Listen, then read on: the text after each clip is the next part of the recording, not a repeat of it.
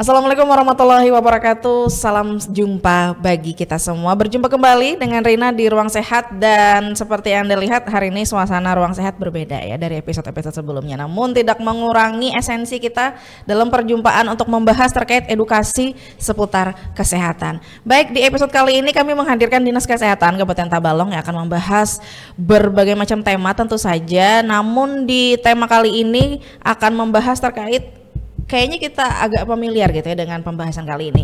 Waspada penyakit menular bersumber dari binatang, dari nyamuk hingga gigitan ular. Luar biasa sekali ya. Ini pasti pernah Anda jumpai ataupun Anda pernah menjadi korbannya seperti itu ya. Nah, Anda wajib untuk menyimak karena akan kita bahas terkait penanganan awalnya, gejala-gejala awalnya gitu yang harus ditangani dan juga pencegahan dan bagaimana meningkatkan kewaspadaan di masyarakat. Baik, sudah hadir bersama Rina narasumber dari Dinas Kesehatan Kabupaten Tabalong, Ibu Siti Raudah. Apa kabar Ibu? Alhamdulillah baik dan sehat. Alhamdulillah. Terima kasih Bu ya sudah hadir. Seperti yang disampaikan, hari ini kita akan membahas terkait bagaimana kita waspada terhadap penyakit menular dari gigitan hewan atau binatang Bu ya? Iya betul. Oke, ini kita mungkin dari awalnya dulu deh Bu. Ini apa sih Bu yang dimaksud dengan penyakit menular yang bersumber dari binatang? Nah, kita dari pengertiannya dulu nih Bu. Silakan Ibu. Jadi gini, penyakit menular yang bersumber dengan binatang itu salah satu penyakit yang diakibatkan dengan hewan, manusia ke hewan, atau hewan ke manusia, atau manusia ke manusia, kayak gitu ya. Jadi penularannya sangat banyak. Jadi kebetulan kita di penyakit menular yang bersumber binatang ini ada 3 penyakit yang perlu kita kendalikan dan kita cegah, yaitu pengendalian tentang zoonosis, vektor, dan penyakit akibat hewan beracun. Itu yang perlu kita waspadai itu ya. Wah, luar biasa sekali. Banyak iya. Iya. Tadi ada vektor Bu ya, ada zoonosis dan akibat apa tadi Bu satunya? Hewan beracun. Iya, hewan beracun ya. Mungkin kita jabarkan satu-satu dulu deh boleh, Bu ya. boleh. Silakan Bu dari mungkin dari zoonosis, vektor atau yang beracun dulu Bu, silakan. Iya. Ini kita terkait pengendalian vektor dulu ya. Pengendalian vektor ini kenapa kami perlu ada pencegahan dan mengedukasi dengan masyarakat, betul. Karena ini kan kalau pengendalian vektor ini contoh penyakitnya yaitu salah satunya yaitu penyakit demam berdarah atau DBD ya. Jadi kalau DBD itu kan penularannya lewat nyamuk Aedes aegypti. Tidak mesti DBD aja, tetapi ada penyakit malaria, kemudian cikungunya, kemudian filariasis. Kalau filariasis itu kaki gajah, penyakit kaki gajah, yang bengkak itu kan yang berasal dari nyamuk. Iya, itu semuanya penyakit yang bersumber dengan nyamuk. Nah, jadi untuk pengendalian vektor ini, karena ini kan biasanya pancaroba untuk penanggulangan DBD ini kan tren kasusnya biasanya di awal tahun dan di akhir tahun. Nah, iya, kenapa ini kami mengedukasi, menginformasikan di pertengahan tahun, biasanya kasus akan meningkat di akhir tahun. Biasanya seperti ini menuju itu. Akhir tahun Bu ya? Jadi perlu kita waspadai dengan kegiatan pemberantasan sarang nyamuk. Itu salah satu pengendalian yang pencegahan yang sangat efektif gitu untuk pencegahan penyakit demam berdarah. Kita sudah melakukan peningkatan teknis juga terkait kawasan-kawasan bebas jentik. Salah satunya ada 10 lokasi yang kami sudah laksanakan pada tahun ini. Iya, jadi kita melibatkan semua kecamatan, kemudian desa sampai tingkat RT untuk menghimbau masyarakatnya kegiatan kayak gerakan Jumat bersih dalam pelaksanaan kemudian ini kan ada inovasi Bapak juga Gema Jalin ya, jaga lingkungan. Gerakan jaga masyarakat lingkungan. Jaga lingkungan. Nah, itu harapan kami bisa dikombinasikan dengan kegiatan pemberantasan sarang nyamuk di rumah masing-masing. Itu salah satu pencegahan untuk penyakit demam berdarah gitu. Iya. Oke, berarti Jadi, ini ya. kurang lebihnya nih sasarannya adalah ibu-ibu ya, karena kebanyakan yang bersih-bersih rumah adalah Iya, ibu-ibu. Jadi iya. ibu-ibu harus menyaksikan ini ibu-ibu ya. Iya, Karena garda terdepan di rumah untuk kesehatan warga di rumah adalah ibu biasanya. Bu, Iya, ya. betul. Jadi satu keluarga itu kita ada namanya satu rumah satu jumantik. Jadi jadi satu rumah itu ada yang ditunjuk sebagai jumantik rumahnya.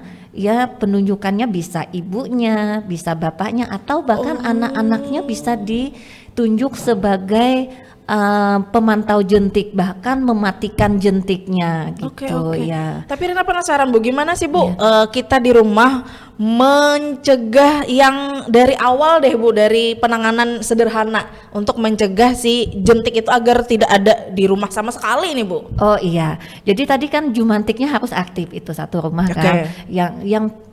Yang perlu kita pantau itu kan biasanya nyamuk Aedes itu dia berkembang biaknya di tempat-tempat penampungan air yang bersih gitu kan. Jadi biasanya kalau di dalam rumah itu bak-bak mandi, kemudian pot-pot bunga yang ada airnya itu, kemudian kayak kalau dulu kan kulkas itu ada di belakang itu biasanya penampungan airnya itu sangat bahaya juga. Dan kemudian yang sering kami temukan itu di tempat dispenser kan itu ya. Betul, karena di situ kan airnya kan agak bersih di sana. Nah, di situ dia senang juga berada. Jadi kita nggak tahu nih, walaupun ada jentik, kita nggak tahu apakah jentik itu ada virusnya atau tidak.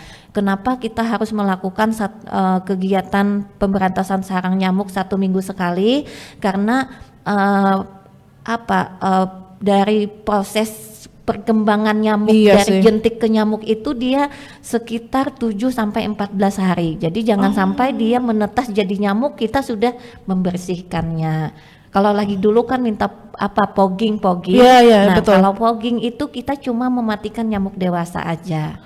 Iya, tetapi kalau jentik itu kita harus melakukan PSN tadi, itu yang sangat efektif. Jadi dari awal dari awal kita basmi yang awalnya, karena kalau kita fogging itu hanya nyamuk dewasanya, dan sama juga kita memberikan obat seperti Baygon seperti itu kan bisa aja. Jadi kalau jentik itu nggak mati kalau kita walaupun kita laksanakan fogging nggak mati. Makanya kami sudah 7 tahun ini nggak melaksanakan fogging Pantas, lagi. Bu, di media sosial kan ini ramai waktu yang masih puncak-puncaknya DBD. Kok tidak ada dilakukan fogging oleh Dinas Kesehatan? Oh, ternyata alasannya ini. Kami biasanya kalau masyarakat ada masih yang mau minta fogging, kami biasanya minta arahkan, tolong sosialisasikan dulu untuk pihak Puskesmas, kecuali nanti tetap minta fogging, kami arahkan untuk ke Dinas Kesehatan biar kami yang mengedukasi. Biasanya kami dampingi untuk pelaksanaan PSN-nya di tempat dari jentiknya dulu Bu ya. Oke. Iya. Tapi Bu, Rina penasaran juga, apa sih Bu, adakah perbedaan nyamuk Aedes aegypti itu dengan nyamuk-nyamuk biasa yang ini nyamuk biasa yang tidak menyebabkan malaria atau DBD itu, ini tidak gitu. Adakah Bu perbedaan dari nyamuknya perlu kita waspadai? Iya, ada. Biasanya kalau jenis untuk penyakit nyamuk yang DBD tadi, DBD, jadi nyamuknya namanya Aedes aegypti. Sama ada 2 jenis ini. Jadi Albopictus sama Aedes aegypti. Jadi ada 2 jenis. Jadi motif apa sih bentuk nyamuknya itu? Bentuk nyamuknya itu hitam putih itu salah satunya. Jadi harus dicek dulu ya. Tapi kalau di vektor ini kan nggak mesti masalah jentik Aedes aegypti, tetapi kita perlu waspada semua jenis nyamuk karena nyamuk semuanya itu ada penyakit-penyakit. Contoh tadi kalau malaria kan dia nyamuknya nyamuk Anopheles, itu biasanya daerah pedalaman itu biasanya, makanya yang menyerang masyarakat kita itu biasanya pekerja hutan, itu nyamuknya beda. Kemudian kalau katanya nyamuk colek itu kan aman aja. Biasanya nyamuk colek tuh nging Iya, gitunya iya, itu kan, heeh. itu katanya aman.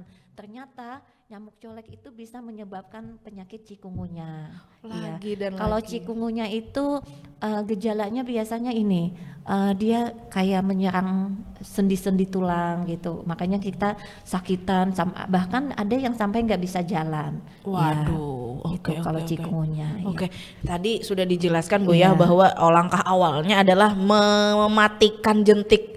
Nah, Iya. untuk misalnya nih ada katakanlah ada orang terserang DBD nih, apa Iya. yang harus dilakukan sih Bu? Oh iya, jadi karena ini gejalanya kan kita nggak tahu karena gejala penyakit DBD Iya. ini sama dengan penyakit-penyakit lainnya. Iya. Iya, demam tinggi mendadak. Iya, betul. Biasanya 38 derajat sampai 40 derajat. Jadi sebelum dibawa ke puskesmas, harapan kami anak-anak maupun orang dewasa harus banyak minum air putih, itu salah satunya untuk pencegahan awalnya. Kemudian dalam 2 hari kalau tidak ada perubahan secepatnya aja dibawa ke fasilitas kesehatan untuk tindakan pengobatan kelanjutannya, itu harapan kami. Oke. Iya. Jadi intinya untuk si nyamuk ini apapun Iya. itu Bu ya, baik malaria, DBD Iya. dan lainnya itu adalah lingkungan intinya Bu ya. Iya betul. Lingkungan Iya, yang bersih. Lingkungan bersih. Tapi ya tadi lingkungan bersih. Kemudian tidak ada tempat-tempat penampungan air Iya gitu. sih, iya. Itu sangat Biasanya ada di berisiko. botol-botol itu Iya, Bu ya. Kita iya, tidak iya. sadar oh hujan tapi tidak terbuang airnya. Iya. Iya sih. Oke, ini itu, jadi iya. PR kita Iya, ya, iya, warga iya, di iya, rumah. iya. Nah, ya. Oke. Kemudian ini kan tadi kan masalah penyakit vektor yang Oke, bersumber betul. dengan vektor kan.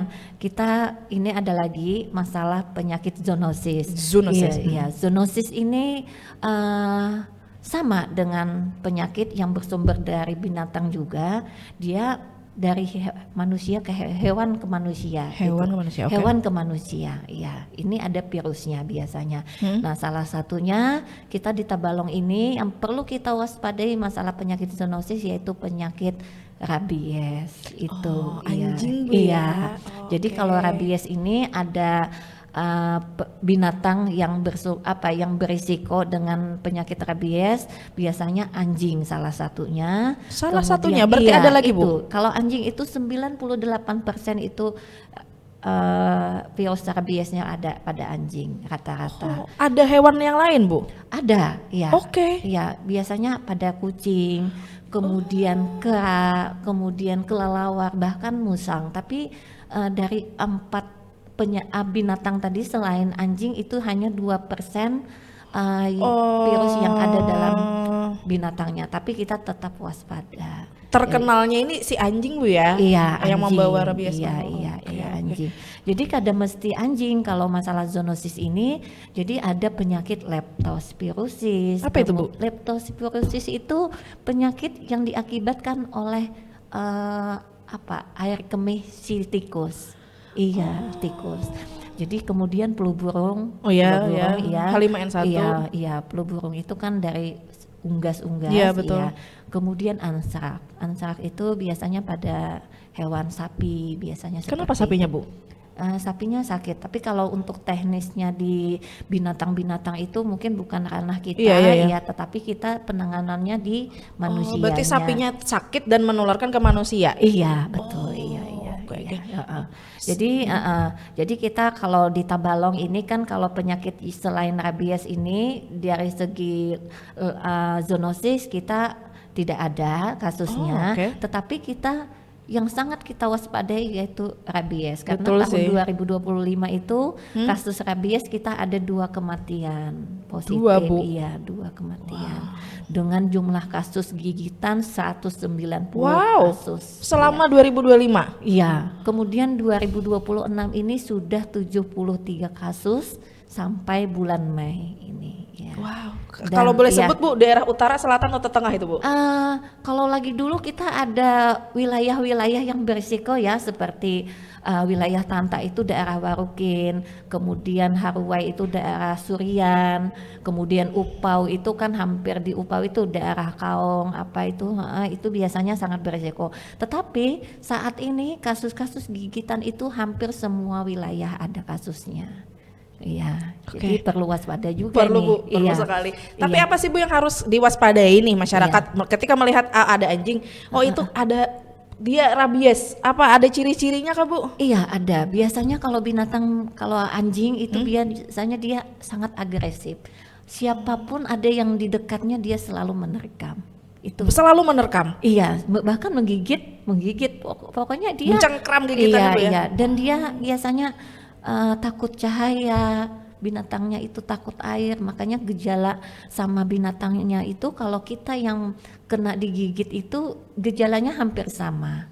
Jadi kalau sudah digigit itu kan kalau virus yang masuk ke dalam tubuh manusia ini tidak langsung muncul. Oh. Jadi iya tidak langsung muncul gejala, tetapi dia 2 minggu setelah digigit sampai 2 tahun baru bisa muncul gejala. Waduh. Iya, makanya tadi kami kalau ada kasus-kasus gigitan, ya baik itu gigitan kucing, anjing, atau kelelawar, atau bahkan musang, itu kalau di tempat kejadian usahakan lakukan pencucian luka dengan sabun, kemudian pakai air mengalir selama 10-15 menit. Itu alternatif awal penanganannya sebelum dibawa ke Fasiankes. Jadi nanti di Fasiankes itu tergantung kondisi si binatangnya itu liar atau tidak, kemudian dilihat kategori lukanya, nanti bisa diberikan vaksin atau tidak. Itu nanti ditentukan oleh tindakan lanjutnya. Tetapi awal penanganannya tadi harus lakukan pencucian luka tadi dengan sabun, dengan air mengalir selama 10-15 menit itu. Iya. Setelah tergigit. Iya, setelah tergigit sebelum dibawa ke Fasiankes. Tapi ciri-ciri awal gejala awal ini selama kurun waktu 2 tahun tadi apa sih Bu? Panas kah, meriang kah, apa sih Bu yang dialami? Iya. Jadi biasanya kalau muncul gejala awal, gejala ringan itu biasanya kadang-kadang demam. Iya, demam, pusing, mual, seperti sakit biasa. Tetapi kalau penderita itu kalau sudah muncul gejala kayak takut cahaya, takut angin, itu sudah positif kena gejala klinisnya. Wow. Dan kalau sudah kena gejala klinis itu tadi 99% tidak bisa ditolong lagi gitu. Hasil akhirnya apa? Meninggal kan Bu? Iya, meninggal. 99% pasien itu bisa paling lama 1 minggu dipanggil sudah seperti itu. Iya. Tapi si anjingnya nih, mohon maaf ya, tapi si anjingnya apakah bisa diobati Bu? Atau kalau sudah kena rabies si anjingnya tidak bisa? Jadi ini rabies itu kan kalau pada anjing dengan gejala tadi dia takut cahaya, takut angin, takut udara, itu biasanya anjing 14 hari itu dia pasti, atau 5 hari sampai 14 hari itu dia mati sendiri. Iya, makanya pada manusia biasanya kan ada pemberian vaksin hari ke-0, hari ke-7 dan hari ke-21. Kalau binatangnya itu dalam hari ke-7 itu masih sehat, kita pantau juga, kita observasi juga si binatangnya juga kalau memang peliharaan ya. Jadi hari ke-21 itu kita bisa di stop untuk pemberian vaksinnya kalau binatangnya sudah terlihat kalau binatangnya itu sehat aja gitu. Tetapi kalau anjingnya misalnya anjing liar, kami nggak berani, tapi tetap kami berikan selama sampai 21 pemberian. Iya, maksudnya 4 dosis dengan 3 kali pemberian. Iya. Wow, jadi ini sangat berbahaya juga. Bu. Iya, jadi perlu masyarakat tahu penanganan awalnya itu dulu yang kita perlu kita pencegahan. Iya, tadi simpel saja Bu ya, misalnya ada tergigit ya, cari air yang mengalir, dicuci dengan sabun. Iya, betul itu. Itu salah satu. Baru kita lari ke Fasiankes. Iya, karena itu dilihat di bekas gigitannya itu akan mengurangi 85% mengurangi virus yang masuk ke dalam tubuh. Penyebaran? Iya, penyebarannya. Iya. Baik, kita tahan dulu ya, karena kita nanti di segmen kedua akan membahas terkait gigitan hewan beracun. Iya, dan juga harapan dan himbauan Dinkes terkait yang sudah disampaikan ini. Baik, jangan kemana-mana, tetap bersama kami di Ruang Sehat. Iya.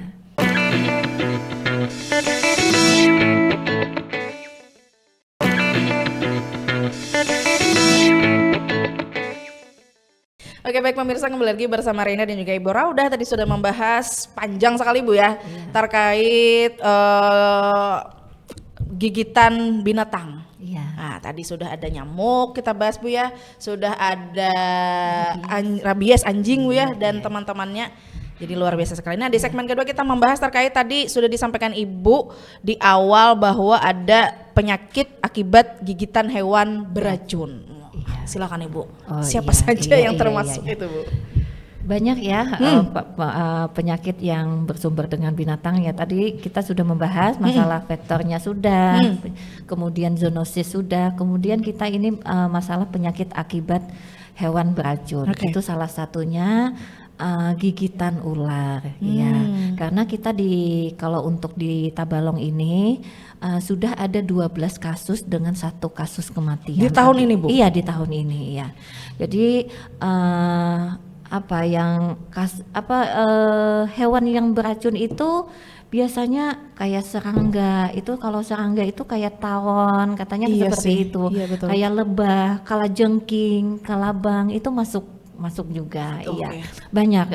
Jadi kalau daerah-daerah lain yang seperti Kota Baru itu kan dia ada laut, ada pinggir laut. Betul. Nah, itu hewan laut juga sangat termasuk termasuk hewan yang berbisa juga. Jadi kalau kita Tabalong, mungkin kita membahas masalah kasus gigitan ular saja, karena dengan melihat peningkatan kasus pada tahun ini. Nah, iya.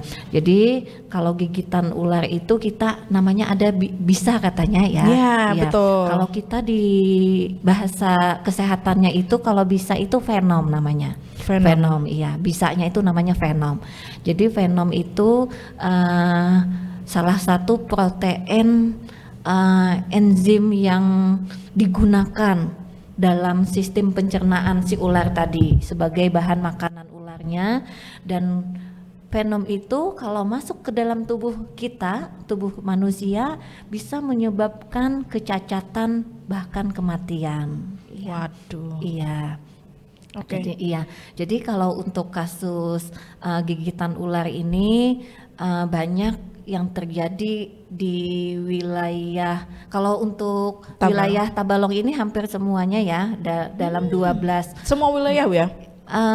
Maksudnya? Beresiko ada gigitan ular? Iya, beresiko juga. Karena kasus-kasus yang ada ini bisa di perjalanan atau di lingkungan rumah kita, bahkan biasanya masyarakat itu kan ke hutan. Nah, itu di hutan-hutan ada yang kejadian digigit ular. Jadi mungkin nanti akan edukasi kami ini, mudahan masyarakat paham dan mengerti bagaimana tata laksana awalnya kalau setelah digigit ular di tempat kejadian gitu. Nah, biasanya Bu, yang dilakukan masyarakat kalau digigit ular itu adalah mengikat Bu. Iya. Itu apakah pencegahan awalnya benar demikian atau ada hal awal yang dilakukan? Iya. Apa sih Bu? Iya, ada. Jadi kalau kita kena gigit ular itu katanya lagi dulu itu diikat ya, diikat, bahkan bekas gigitan itu diisap. Betul. Iya, diisap. Betul. Kemudian atau diberikan ramuan itu.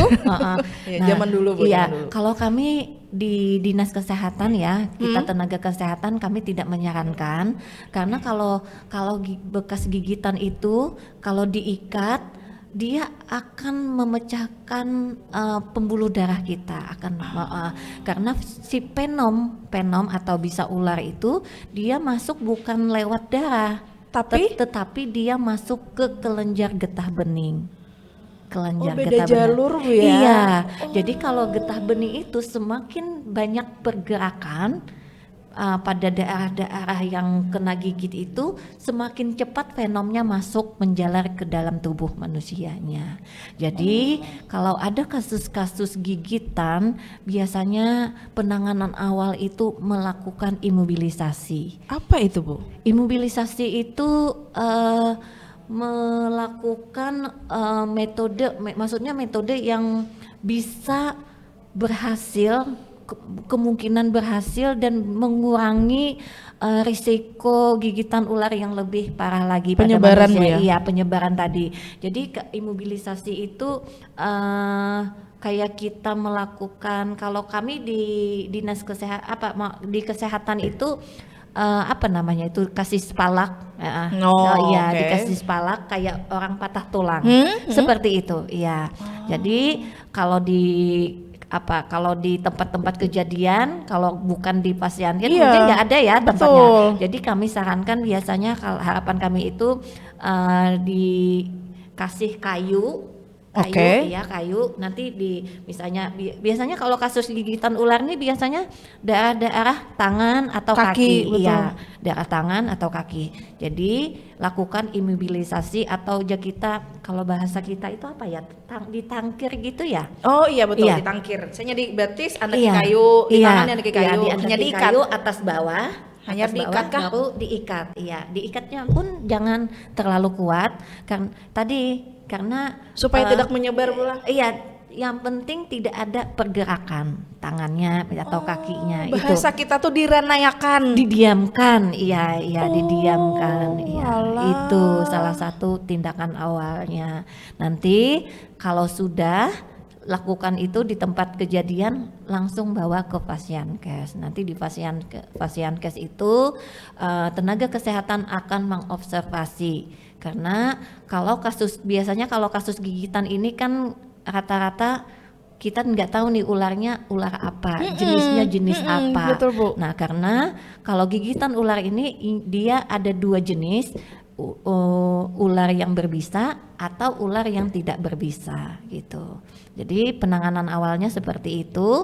Nanti untuk di pasienkes nanti diobservasi apakah itu mengalami kita namanya ada fase lokal atau fase sistemik. Tapi kalau dia masih fase lokal itu biasanya nyeri di daerah-daerah gigitan, nyeri habis itu mual, muntah itu biasanya. Tetapi kalau sudah mengalami ke arah ke fase sistemik biasanya pasien itu gagal napas kadang-kadang. Ada Iya. kurun waktu kah, Bu, dari digigit sampai terjadi sesak napas? Itu tergantung fenom yang masuk dalam tubuh kita. Kita nggak bisa menentukan. Makanya kalau observasi kami biasanya di pasienkes itu 24 jam sampai 48 jam itu. Golden time-nya. Iya. Wow, Iya. wow, Iya. oke. Jadi kalau memang pasien itu aman selama itu tidak ada mengarah ke fase sistemik, artinya yang menggigit bukan ular berbisa. Berbisa. Tetapi kalau tapi ada juga ularnya ular berbisa, tetapi dia tergantung venom yang masuk dalam tubuh. Venom pun ada jenis-jenisnya lagi kah? Kalau venom itu enggak, itu venom itu nama bahasa kita ya bisa tadi, Iya, oke. tergantung bisa yang masuk ke dalam tubuh. Penyebarannya. Iya, jadi oke. kalau sedikit walaupun ularnya ular berbisa, tapi venom bisanya masuk ke dalam tubuh itu cuma sedikit, kemungkinan tidak terjadi ke fase sistemik juga seperti itu. Oke. Iya. Tadi kasus di 2026 hingga Mei tadi, Bu, ya. Iya. Itu tuh sampai fase apa, Bu? Apakah sudah parah atau tertangani lebih awal? Rata-rata pasiennya karena pasien itu kan kadang-kadang tidak melewati puskesmas, karena puskesmas itu ada yang tidak buka 24 jam kan. Betul. Iya, karena kejadian-kejadian yang sudah ada ini ada yang malam kejadiannya. Jadi mereka langsung ke rumah sakit. Nah, penanganan di rumah sakit itu karena mereka melakukan imobilisasi, kemudian pemberian obat itu secara simptomatik juga. Alhamdulillah pasien-pasien yang ada tidak ada yang mengalami sampai ke fase sistemik tadi. Alhamdulillah, Bu, ya. Iya. Oke, tapi apakah dari gigitan ular itu bisa menyebabkan kematian, Bu?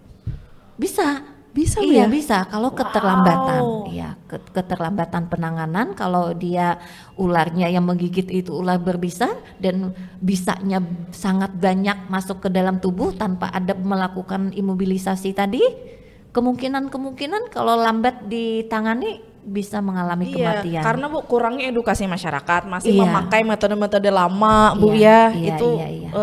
rawan sekali Bu ya. Iya, betul. Tapi apakah Dinkes sejauh ini karena melihat banyaknya kasus gencar Bu sosialisasi terkait ini? Iya, kami sangat gencar juga nih. Kebetulan kemarin tanggal 2 kemarin 2 Juni kita mengundang semua tenaga kesehatan baik itu di rumah sakit maupun puskesmas. Kita undang di Hotel Aston, kemudian yang memberikan sosialisasi langsung sama ahli ular dari Kemenkes Ahli langsung. ular, ada ya Bu ahli ular. Jadi Oke. kalau di tenaga kesehatan khususnya di Fasiankes, alhamdulillah sudah bisa menangani sesuai apa yang sesuai dengan SOP lah seperti itu. Tetapi kita ini masih kurangnya pengetahuan masyarakat bagaimana Bu. penanganan awal di waktu di tempat kejadian seperti itu. Iya. Mungkin lewat ini Bu ya. Iya, harapan kami nanti ini kasus-kasus yang ada ini tidak ada lagi kasus seperti yang sudah ada, bahkan mengalami kasus kematian. Jangan sampai Bu ya. Jangan sampai. Jadi masyarakat harus pintar nih, misalnya tergigit, yang harus dilakukan adalah mencari kayu tadi Bu ya. Kalau tidak ketemu kayu apa Bu? Kalau kita mencari kayu kan, kalau kayu itu kan atau papan ya. Kalau biasanya di kampung-kampung itu kan papan, ada biasanya papan atau kayu, atau di hutan itu pakai kayu, ikat aja pakai apa. Misalnya kalau di hutan itu kan yang apa namanya ya, atau yang bisa diikatkan atau apapun Bu ya, yang bisa diikatkan. Iya, bisa diikatkan itu. Tapi nggak boleh diikat itu, yang kuat-kuat penting itu. Bisa tidak ada pergerakan tadi itu ya salah satunya ya. Oke. Lumayan kita banyak PR hari ini ya. Iya. Tadi dari nyamuk Bu ya, dari nyamuk, dari anjing, rabies apapun itu, dan terakhir ini adalah ular. Pesan dan himbauan ibu-ibu kepada masyarakat yang saat ini menyaksikan apa sih Bu terkait pencegahan awal, pencegahan terkait zoonosis dan lain sebagainya? Silakan Bu sampaikan. Oh iya. Ini pencegahan untuk penyakit bersumber binatang. Kami harapkan kepada masyarakat, khususnya masyarakat Tabalong, kita saling menjaga lingkungan, menjaga kebersihan lingkungan, baik itu di segi tempat-tempat penampungan tadi ya, penampungan air, kemudian itu untuk membasmi jentik-jentik nyamuknya, kemudian lingkungan bersih itu kan, kalau bersih ular tidak ada juga. Betul. Salah satunya seperti itu. Ya, itu harapan kami. Jadi ada kegiatan Jumat bersih atau Sabtu bersih yang dikombinasikan dengan kegiatan Gemak Jalin tadi. Itu yang harus kita aktifkan lagi. Mungkin pengaktifannya 1 minggu sekali di rumah kita masing-masing. Kemudian penanganan awal tadi, harapan kami kalau ada kasus-kasus gigitan yang berisiko dengan rabies, lakukan pencucian luka, pencucian gigitan dengan air mengalir pakai sabun selama 10 sampai 15 menit. Kemudian beda dengan kasus gigitan ular. Kalau kasus gigitan ular, lakukan imobilisasi, misalnya dengan pemakaian spalak atau dengan kayu, atau kita ditangkir ya, seperti itu di tempat-tempat kejadian sebelum dibawa ke Fasiankes. Ya, harapan kami untuk kedepannya masyarakat memahami mandiri seperti apa penanganannya, kemudian kasus kita di Tabalong bisa ditekan seperti itu harapan kami. Baik itu DBD Bu ya, rabies maupun si gigitan ular tadi. Iya, semuanya. Luar biasa nih pemirsa ya, episode kita pada kesempatan kali ini semoga bisa menambah ilmu serta wawasan kita, edukasi seputar kesehatan terkait yang sudah disampaikan Ibu Raudah tadi. Semoga bisa memberi manfaat untuk Anda ya. Terima kasih Ibu Raudah sudah hadir. Sehat selalu Bu ya. Semoga bisa selalu mengedukasi masyarakat terkait bahaya gigitan hewan. tadi nyamuk ataupun anjing ataupun yang beracun tadi Bu ya. Iya. Sehat selalu Bu, terima Iya. kasih dan terima kasih juga Bu Anda sudah menyaksikan kami ya sampai akhir. Saksikan terus Ruang Sehat di setiap minggunya karena kami hadir mengedukasi Anda seputar kesehatan. Kami pamit, terima kasih semua. Assalamualaikum warahmatullahi wabarakatuh.